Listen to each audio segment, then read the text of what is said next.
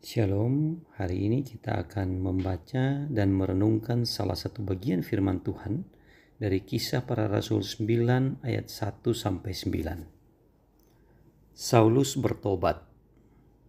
Sementara itu berkobar-kobar hati Saulus untuk mengancam dan membunuh murid-murid Tuhan.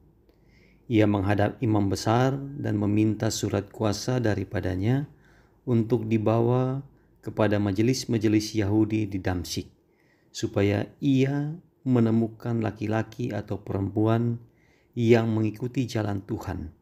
Ia menangkap mereka dan membawa mereka ke Yerusalem. Dalam perjalanannya ke Damsyik, ketika ia sudah dekat kota itu, tiba-tiba cahaya memancar dari langit mengelilingi dia. Ia rebah ke tanah dan kedengaranlah olehnya suatu suara yang berkata kepadanya, "Saulus, Saulus, mengapa engkau menganiaya aku?" Jawab Saulus, "Siapakah engkau, Tuhan?" Katanya, "Akulah Yesus yang kau aniaya itu. Tetapi bangunlah dan pergilah ke dalam kota. Di sana akan dikatakan kepadamu apa yang harus kau perbuat." Maka termangu-mangulah teman-temannya seperjalanan, karena mereka memang mendengar suara itu, tetapi tidak melihat seorang pun juga. Saulus bangun dan berdiri, lalu membuka matanya, tetapi ia tidak dapat melihat apa-apa. Mereka harus menuntunnya. Dia masuk ke Damsyik 3 hari lamanya. Ia tidak dapat melihat, dan 3 hari lamanya ia tidak makan dan minum. Saudara yang Tuhan Yesus kasihi, Saulus adalah seorang yang taat pada hukum Taurat. Ketika ia sedang dalam perjalanan untuk menghambat mereka yang telah menerima jalan Tuhan di Damsyik, namun Yesus menghentikannya di perjalanan dan memilihnya untuk memberitakan Injil. Itu adalah kisah yang menceritakan tentang Paulus, atau yang sebelumnya dikenal sebagai Saulus, bertobat dalam Kisah Para Rasul 9 ini. Saudara-saudara yang Tuhan Yesus kasihi, dalam Kisah Para Rasul 9 ayat 3, di sana dikatakan bahwa dalam perjalanan ke Damsyik, kita ketahui bersama bahwa kota Damsyik adalah salah satu kota tertua yang terus-menerus dihuni di kawasan timur. Nah, pada masa Saulus, Damsyik adalah pusat perdagangan yang besar di antara Palestina dan wilayah-wilayah lainnya di kawasan Laut Tengah. Nah, Saulus mengetahui bahwa jika ia tidak menghentikan orang-orang Kristen dan penyebaran Injil di Damsyik, Injil akan semakin mudah tersebar kemana-mana. Oleh karena itu, ia berniat pergi ke Damsyik untuk mencari dan menemukan pengikut Yesus, bahkan membunuh mereka. Kalau kita membaca pasal sebelumnya, yaitu pasal 8, kita menemukan bahwa Paulus menyaksikan Stefanus dilempar sampai mati.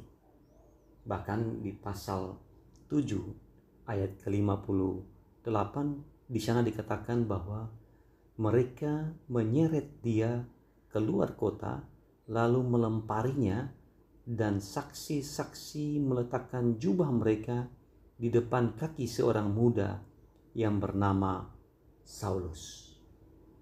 Saudara-saudara yang dikasihi oleh Tuhan, Saulus waktu itu menyaksikan Stefanus dibunuh. Saulus hadir pada saat Stefanus dibunuh. Dikatakan bahwa Paulus yang muda menyaksikan orang-orang melempari Stefanus.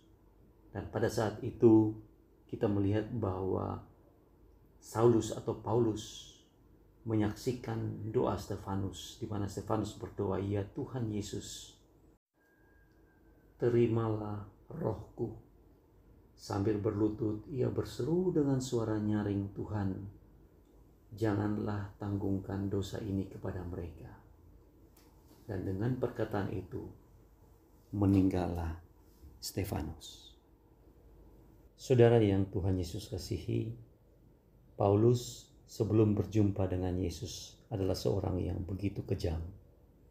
Bahkan ia mau membinasakan mereka yang memanggil nama Yesus.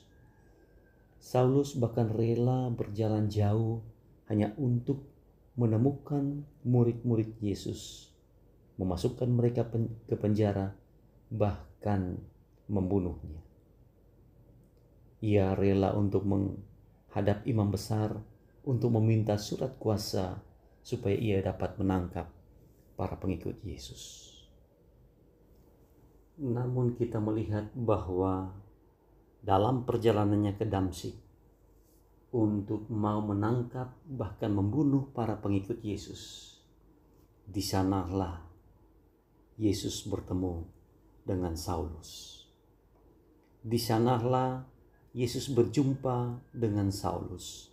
Kalau kita membaca dalam Kisah Para Rasul 9 ayat yang ketiga, di sana dikatakan bahwa dalam perjalanan ke Damsyik, ketika ia sudah dekat kota itu, tiba-tiba cahaya memancar dari langit mengelilingi dia. Ia rebah ke tanah dan kedengaranlah olehnya suatu suara yang berkata kepadanya, Saulus, Saulus, mengapakah engkau menganiaya aku? Saudara-saudara yang Tuhan Yesus kasihi, Saulus dalam perjalanan ke Damsyik bertujuan untuk menemukan murid-murid Yesus, menangkap, memasukkan mereka ke penjara, bahkan membunuhnya. Namun dalam perjalanan ke Damsyik itu, Yesus bertemu dengan dia. Pertemuan Paulus dengan Yesus telah mengubah hidup Paulus. Dia yang dulunya seorang yang begitu kejam, sekarang berbalik menjadi seorang pengikut Yesus yang setia. Kalau kita membaca dan menyelidiki Alkitab, di sana kita temukan bahwa 13 surat dalam Perjanjian Baru yang menyebut Paulus sebagai penulisnya. Sebagai seorang Yahudi, ia lahir di Tarsus, di pusat kota pendidikan pada saat itu. Paulus adalah seorang Farisi. Seorang Farisi adalah seorang yang yakin bahwa cara terbaik untuk melayani Allah adalah dengan mentaati hukum Taurat dengan ketat. Saudara-saudara yang dikasihi oleh Tuhan, keyakinan Paulus sebagai seorang Farisi yang kuat inilah yang mendorongnya untuk menindas para pengikut Yesus dulunya. Namun perjumpaan dengan Yesus dalam perjalanan ke Damsyik inilah telah mengubah hidup Paulus. Saudara-saudara yang Tuhan Yesus kasihi, Paulus ada titik atau ada masa atau ada waktu dalam hidupnya di mana ia berjumpa dengan Yesus. Saya berdoa ada waktu atau ada masa di mana saudara dan saya juga berjumpa dengan Yesus, supaya hidup kita menjadi berubah, hidup kita menjadi bermakna, hidup kita dapat menjadi bagian dalam rencana Allah yang besar untuk dunia ini. Amin.